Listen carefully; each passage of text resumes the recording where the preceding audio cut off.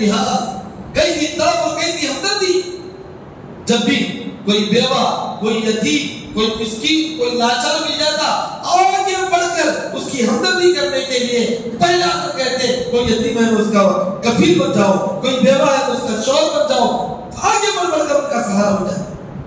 اللہ رب العالمین کو یہ تاکید کرنا پڑا، تنبیہ کرنا پڑا کہ نہیں اتنا جلوانی کرنے کی ضرورت نہیں کہ ابھی وہ عدت میں ہے. لا جناح علیکم فیما عرضتم من خطبۃ النساء او اکننتم فی انفسکم علم اللہ انکم ستذکرونہن ولکن لا تواعدوہن سرا الا ان تقولوا قولا معروفا.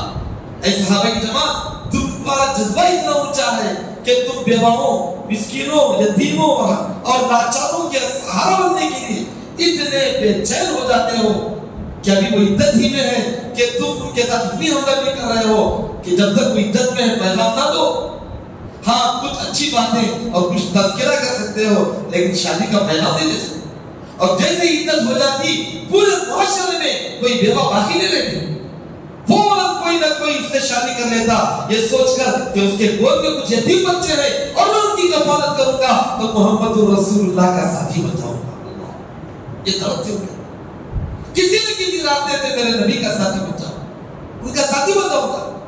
آج اتنی لچی اور اتنی بدماش یہ قوم ہے، بعض لوگ جب رشتہ بھی دیتے ہیں کسی بیوہ کو تو یہ شرط لگاتے ہیں کہ بیوہ چاہیے لیکن اس کے بچے نہیں چاہیے. وہ بچوں کو اپنے بھائی کے ہاتھ چھوڑ کر، نانا نانی کے پاس چھوڑ کر ان معصوم نونہالوں کو، ننھے منھے بچوں کو تڑپتا ہوا ان کے نانا نانی کے پاس چھوڑ کر یہ بیچاری اس کی غلامی کرنے کے لیے آ جاتی ہے. یہ آپ کی بدسلوکی ہے. یہ معصوم کیا کھائیں گے، کیا پیئیں گے؟ ماں اور بچوں کو جدا کر دیتے ہیں. بچے والے ماں کو شادی کرنے کے لیے تیار نہیں ہوتے. یہ صحابہ کا جذبہ تھا، اللہ تعالیٰ ذکر کیا ہے. پیارے نبی صلی اللہ علیہ وسلم فرماتے ہیں اور فرق بین والدۃ وولدها فرق اللہ بینہ وبین احبتہ یوم القیامہ. جو شخص کسی ماں اس کے بچے کو جدا کرے گا اللہ اس کو اور اس کے چہیتوں کو قیامت کے دن جدا کر دے گا. اس لیے کسی بھی ماں کو اس کے بچوں سے جدا نہیں کرنا. اور خواہش یہ کرنا ہے کہ کوئی لاوارث ہے، لاچار ہے، بیوہ ہے، مجبور ہے، مطلقہ ہے، خلا بالی ہے، ننھے منھے بچوں کے لیے پریشان ہے، ایسی عورتوں سے شادی کرے اور ان کی زندگیوں کے مسائل حل کرے. کتنے لوگ، کتنے ایسے مجبور اور لاچار خاندان اور فیملی ہے جن کا کوئی سہارا نہیں. تو لاچاری اور مجبوری میں پیارے نبی صلی اللہ علیہ وسلم نے فرمایا کہ الفقر یکون کفرا. ہو سکتا ہے کہ لاچاری اور مجبوری ان کو کافر بنا دے. آج وہ خواتین جو لاچار اور مجبور ہیں، ننھے منھے یتیم اور مسکین بچوں کو گود لیے چرچوں میں آپ کو نظر آئیں گے، مندروں میں نظر آئیں گے، اور پھر بے سہارا لوگوں کے لیے یہ بخار اور برہمن اور یہ مارواڑی قسم کے لوگ جو غیر مسلم ہیں، ہندوانہ طریقہ اور عقائد سکھاتے ہیں، ایسے آشرموں میں وہ لوگ نظر آئیں گے. گرچہ کہ وہ مسلمان ہیں لیکن ان کو سہارا دینے والی یہ غیر مسلم ہندو اور کرسچن تنظیمیں ہیں. مسلمان صحابہ کا تو، ولیوں کا تو نام لیتے ہیں لیکن وہ جذبہ رکھ کر ان کو سہارا دینے کے لیے تیار ہیں. ادھر جا کر زندگی بھر ایمان سے رہے اور مرتے وقت کافر بن کے مارا ہے. وہ صحابہ تھے جو ایسے ایک دوسرے کو ساتھ دیتے تھے، ایسے ایک دوسرے کی ہمدردی کرتے تھے، ایسے ایک دوسرے کی خدمت کرتے تھے. یہی تو چیز ہے کہ وہ دنیا اور آخرت دونوں جگہ کامیاب ہے. یقیناً وہ ہم سے بھی زیادہ مالدار نہیں تھے. آج کل بہت سارے لوگ مالدار ہیں. وہ نہتے تھے، لاچار تھے، بکریاں چلاتے تھے، اونٹ چلاتے تھے، تہذیب و تمدن سے عاری تھے، لیکن محمد رسول اللہ صلی اللہ علیہ وسلم کے سچے غلام تھے، سچے متبع تھے، سچے پیروکار تھے. اللہ نے ان کو اس عرب کے صحراؤں سے اٹھایا اور افریقہ کے جنگلوں کو پار کر کے دنیا کے چپے چپے میں حاکم اور راجا بنا دیا. اللہ رب العالمین آدھی دنیا کو ان کے پیروں تلے دبا دیا کیونکہ وہ پیارے نبی صلی اللہ علیہ وسلم کے سچے پیروکار تھے. ان کی خوبیاں تھی. یہی وجہ ہے کہ رستم وقت کا بڑا پہلوان اور وقت کا بڑا حاکم بے چین ہو جاتا ہے، پریشان ہوتا ہے، جاسوسوں کو بھیجتا ہے کہ کیا بات ہے یہ عرب کی فوج، صحابہ کی جماعت چاند آتی ہے، فاتح بن کر بڑھتی ہے، چاند آتی ہے، غلبہ پا لیتی ہے، کیا وجہ ہے، کیا خوبی ہے ان کی. جاسوسی کرتے اور آ کر رپورٹ دیتے کہ اے بادشاہ سلامت، ہم نے ان کے قریب جا کر دیکھا ہے، ان کے قریب جا کر دیکھا ہے، وہ ایسے لوگ ہیں ہم رہبان اللیل فرسان النہار وہ رات کے عبادت گزار اور دن کے شہ سوار، دن میں بڑی محنت کرتے ہیں اور رات میں تہجد پڑھتے ہیں، اور ان کے خیموں سے جیسے شہر کے چھتوں سے بھنبھناٹ کی آواز آتی ہے، ان کے خیموں اور ان کے کمروں سے رونے کی اور رب سے گڑگڑانے کی آواز آتی ہے۔ اور وہ لوگ موت سے کبھی ڈرنے والے نہیں، جیسے تم زندگی کو چاہتے ہو ایسے وہ اپنے رب کی ملاقات کو چاہتے ہیں، یہ ان کی خوبیاں۔ اور وہ ایک دوسرے کے اتنے ہمدرد ہیں کہ ان میں بڑا کون ہے ان میں چھوٹا کون ہے پتہ نہیں لگتا ہے، ان کا بڑا اور ان کا چھوٹا سب برابر نظر آ رہے ہیں۔ اللہ، یہ صحابہ کرام کی شان۔ ذرا کسی کو چھوٹا امیر کا ناظم کا ممبر کا پوسٹ مل جاتا تو سگنا آ جاتے اسے، اب میرے سے بڑا دنیا میں کوئی نہیں ہوگا بیٹھے کیا بھی پوچھنا تو پوچھنا، میری سائن چلنا نہیں، میں سب کو نوز ملنا۔ صحابہ کی شان سمجھو کیا ہے، کیسے صحابہ وقت کے بڑے سے بڑے سپہ سالار بن گئے۔ خالد بن ولید رضی اللہ عنہ، فتوحات کا سلسلہ جاری ہے، اور اس سے سپہ سالار کو امیر المومنین کا خط آتا ہے، آج سے ان کی سپہ سالار ٹھیک، ان کا معمولی سپاہی بنا دو۔ خط آیا، اسی وقت عہدہ چھوڑ دیے، سپہ سالار سے ادنا سپاہی بن کر ایک دوسرے سپہ سالار کے نیچے کام کرنے کے لیے تیار ہو گئے۔ آج یہ عہدہ چھوڑنے کے لیے یہ چھوٹے کچھ بھی نہیں، اس کی حیثیت کیا تھی؟ بہت بڑے تو ایک لیڈر پیٹ کی حیثیت ہے، اس سے بڑھ کر کیا بھی نہیں۔ یہ چھوٹے عہدے کے لیے لڑ لیتے ہیں، بڑے جھگڑا کر لیتے ہیں، ایک دوسرے پر الزام لگا لیتے ہیں، ایک دوسرے کو بدنام کرتے، نفرت و عداوت کا ماحول پھیلا لیتے ہیں۔ تیار ہو گئے، ایمان والا وہ ہے اسے آگے رکھے تو آگے، بیچ میں رکھے تو بیچ میں، پیچھے رکھے تو پیچھے، دائیں ہو تو دائیں، بائیں ہو تو بائیں، وہ ایمان والے ہوتے ہیں۔ چھوڑ دیا ہوتا وقت سے بیسالہ ادنا سپاہی بن گیا، اسی کو صحابی بنتے ہیں۔ عمار بن یاسر کی شکایت کی ہے، وہ بھی خطاب رضی اللہ عنہ کے پاس کوفہ کے گورنر تھے، لیڈر لکھا یہ لوگ تمہاری خبر کرنے والے نہیں، تم کو ہم معذور کرتے تھے، چھوڑ دو عہدہ چھوڑ دیے۔ مدینہ آنے کے بعد حضرت عمر بن خطاب رضی اللہ عنہ نے کہا اے عمر آپ سابقین اولین میں سے شروع ایمان لانے والوں بڑی قربانیاں تمہاری ہیں، اتنے بڑے عہدوں سے نکال کر میں تم کو ادنا سا معمولی صحابی جیسا بنا دیا، اتنا بڑا عہدہ بھی تمہارا چھین دیا، چھوڑ دیا، تمہارے دل میں کچھ تکلیف ہے تو معذرت چاہتا ہوں۔ اللہ، امیر المومنین عمر بن خطاب نے کہا یہ، تو پھر عمر نے رضی اللہ عنہ نے جواب کیا دیا؟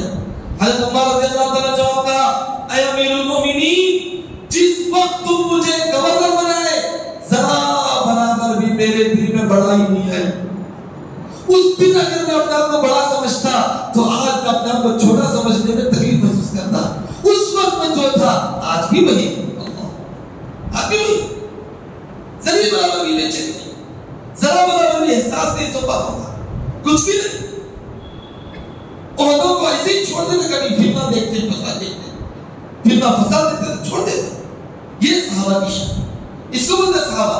پھر جب چھوڑتا ہوگا تو منہ پھیر کر مسجدوں کو، جماعتوں کو، دین کا سب کو چھوڑ کے جا کر کونے میں گھروں میں بیٹھ جاتے ہیں، یا تو دوسری جماعت کو بتاتے ہیں، بدعتی بن جاتے ہیں، دوست باللہ کیا ہی تو بس یہ کیا پالیسی، جب تک جماعت کا ہوتا تھا سب امیر انگلش سب جیسے عہدہ چھوٹا نمازی بننا بھی مشکل ہو گیا، آگے تھا نیک بننا تو دور کی بات، امیر بننا تو نمازی بننا مشکل ہو گیا، متولی مسجد کے متولی سے ہٹ گئے، مسجد کی صدارت سے ہٹ گئے، مسجد میں نماز پڑھنے کے لیے آنا مشکل ہو گیا، مسجد سے نفرت، جماعت سے نفرت، لوگوں سے نفرت، یہ ہمارے دلوں کی حال ہے۔ پھر صحابہ کی ہم بات کرتے ہیں، صحابہ کے دل بڑے صاف ستھرے، بڑے شفاف، بڑے پاکیزہ، وہ کچھ بھی بنو پھر بھی وہ اپنے آپ کو یہ سمجھتے تھے کہ سب سے بڑا ہوتا ہے ایمان کا ہوتا ہے، ہمارا ایمان باقی ہے، ہم کو اللہ ایمان سے اس سے بڑا ہوتا ہے کیا ہے، ہم کو اللہ کی ایمان سے نوازا، اس سے بڑی عزت اور کسی میں نہیں، یہ صحابہ کی شان۔ تو صحابہ کی شان کے بارے میں بہت ساری باتیں قرآن مجید میں اللہ تعالیٰ نے سورہ فتح کے آخر میں فرمایا محمد رسول اللہ والذین معه اشداء علی الکفار رحماء بینہم. محمد صلی اللہ علیہ وسلم اللہ کے رسول ہیں. والذین معه اور جو آپ کے ساتھی ہیں صحابہ اشداء سخت مضبوط ہیں. کافروں کے مقابلے میں سخت ہے کا مطلب کیا ہے؟ کیا ان کے ساتھ لڑنے والے جھگڑنے والے بدسلوکی کرنے والے؟ کلا ہرگز ایسی بات نہیں، ہرگز ایسی بات نہیں. حالانکہ صحابہ غیر مسلمین کے ساتھ بڑی رواداری کرنے والے تھے. سخت اس معنی میں ہے کہ اپنے موقف پر، اپنے دین پر، اپنے عقیدے پر، اپنے منہج پر اس طرح مضبوط ڈٹے اور جمے ہوئے ہیں کہ پورے کے پورے کفار مل کر ان کو ہلانا چاہتے ہیں. ذرا بھی نہیں ہے.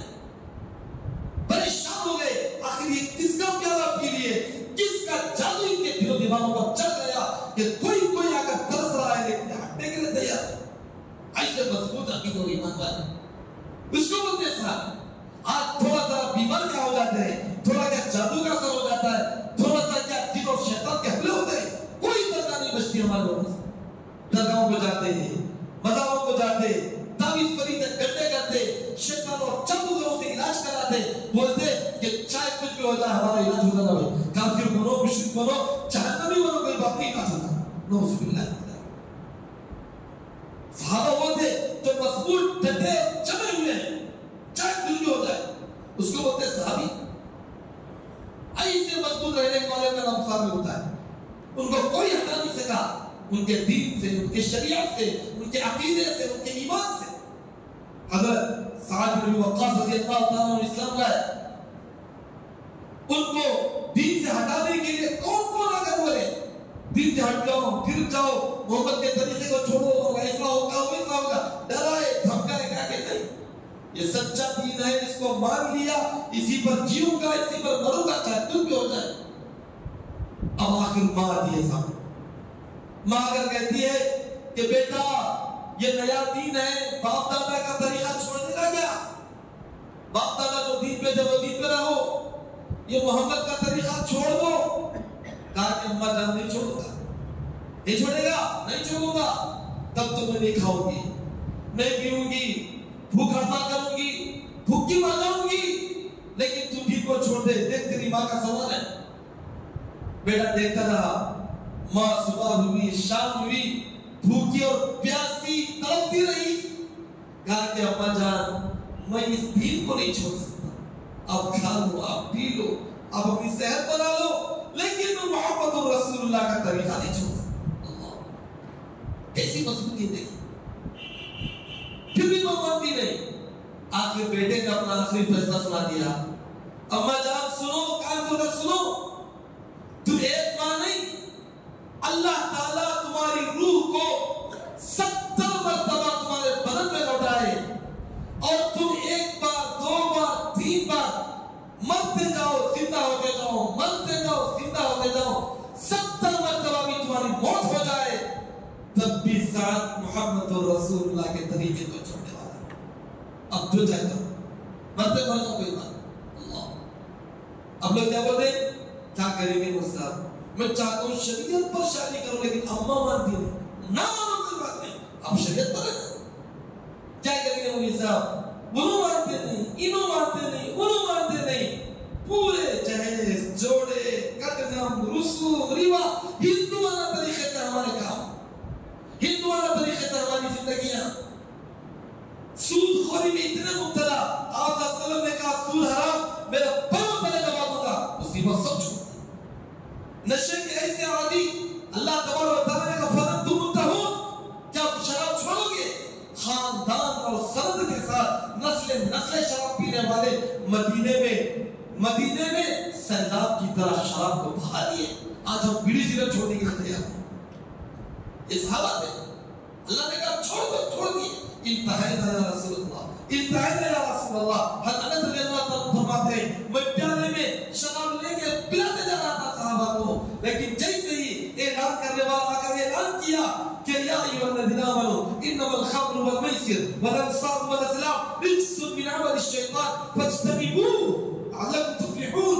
اے ایمان والو، اے ایمان والو یہ دیکھو یہ سٹہ بازاری، یہ جوا، یہ شراب، یہ ساری چیزیں یہ شیطان کا عمل ہے، چھوڑو بچو فَلَنْتُمْ مُنْتَهُونَ، بچیں گے نہیں۔